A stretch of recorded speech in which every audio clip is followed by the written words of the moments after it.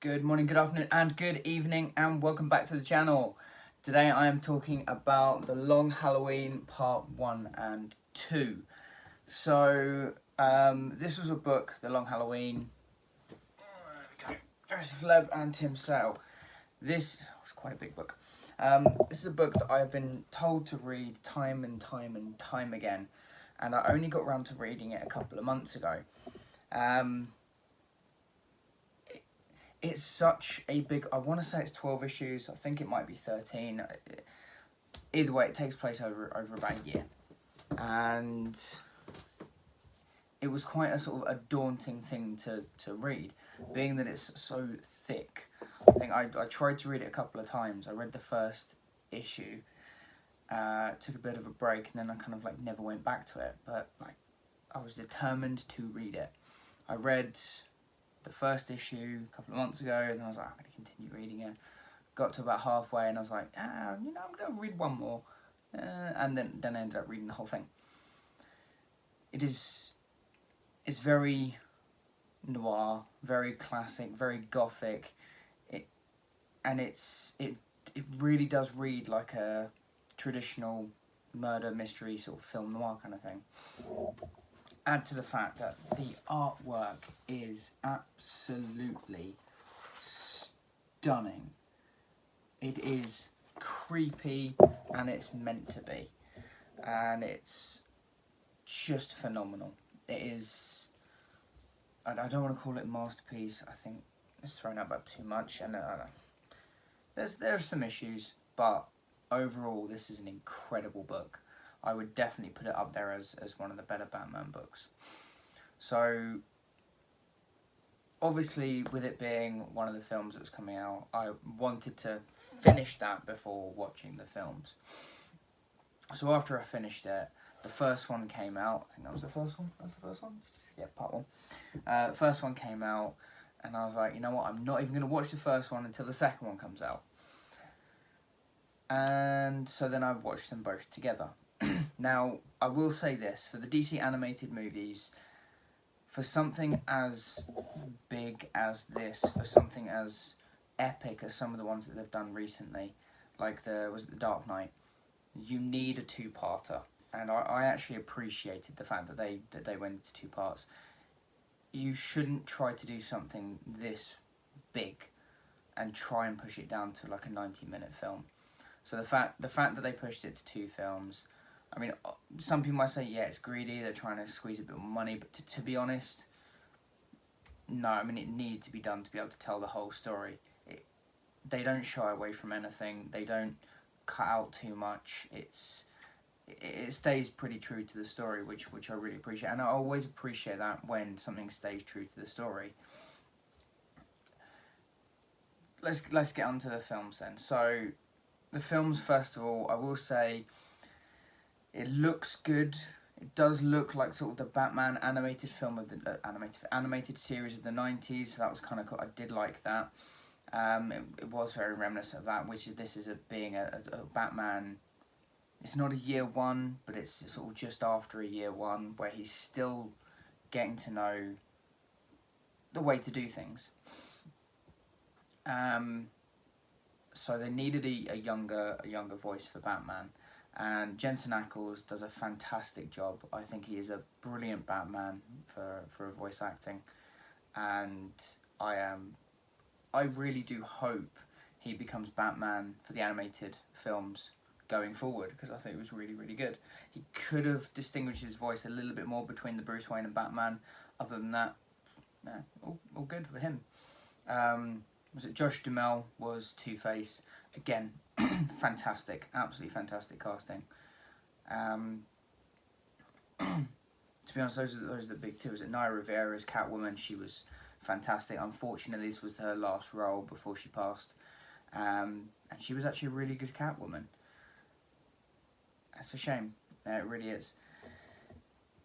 In terms of the film, the art style, like I said, the art style looks more like the Batman animated series. It's not quite as gothic and sharp as some of the images in the book, which which kind of a bit of a shame. The book has a very much Godfather-esque feel to it because it's very heavily tied to the mob, and I didn't get that feel with the films, which was a big shame. But they wanted to go more of a sort of Dark Knight detective. You know, yeah, fair enough, cool. The other big problem that I had with the films was in the book. In the book, there are, like I said, it's either 12 or 13 issues. I cannot remember what. But it does distinguish each issue by the holiday. I believe, if I remember, it's called The Long Holiday. I think it starts off in October, then it's November, December, January, February, and it's a holiday in each month. You don't get that with the films. And unfortunately, time passes by in the films a little bit kind of quickly, and you're not entirely sure where you are in terms of the timeline. So that did get a little bit confusing. I wasn't too sure at what point we were, you know, because one cut could be a month, another cut could be a couple of seconds. So I think they could have used, I mean, you look at something like the Zack Snyder's Justice League, how many cards did it have for that? There was so many.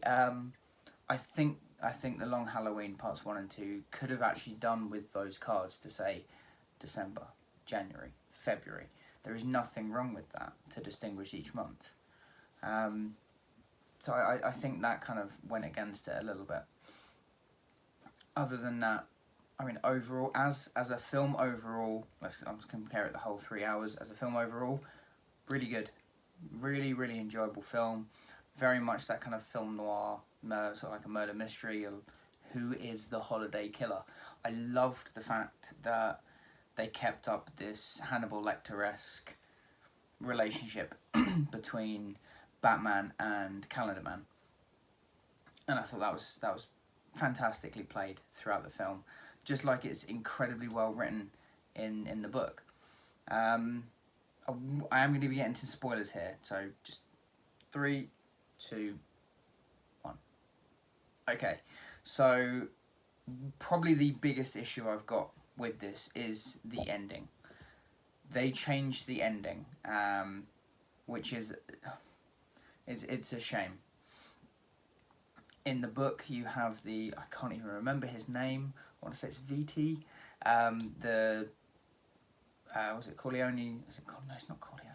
God, the mob boss's son who wants to break into the family. He is killed, fakes his death, and then is back to claim that he is the holiday killer. Now you don't know for certain whether he is or isn't, but it's kind of suggested that he did at least kill one person, because he really wanted to prove himself worthy of the family business. And in the films, when he's killed off, he is killed off completely. So that was a bit of a shame. When it came to Two-Face, again, it was mostly good. There are some interesting moments of interesting takes that was very different from the book. The moment, I think it's the ending of the first issue, Harvey Dent with his wife walks into the house, and once they're in the house explodes. And it's at that moment you kind of think, oh, is this the origin of Two-Face in this kind of series? You realise he survives. He's not actually Two-Face. He's all good. He still goes after the mob. In this, it's very, very dramatic in terms of him and his wife walking up to the house, and the house blows up before they're even in. So again, it still plays for the same sort of thing, but you don't get the drama of, oh my god, they're both dead, because it takes a little bit of time in the book for you to find out. Then it gets to the sort of the end reveal with Two-Face. So in the book, you have, Gilda and Harvey. They are clearly struggling with their relationship. She's a bit frustrated that Harvey never has time for her. He's doing so much work being the district attorney, that she's getting just more and more annoyed. So she ends up being one. This is why I say it's a bit ambiguous.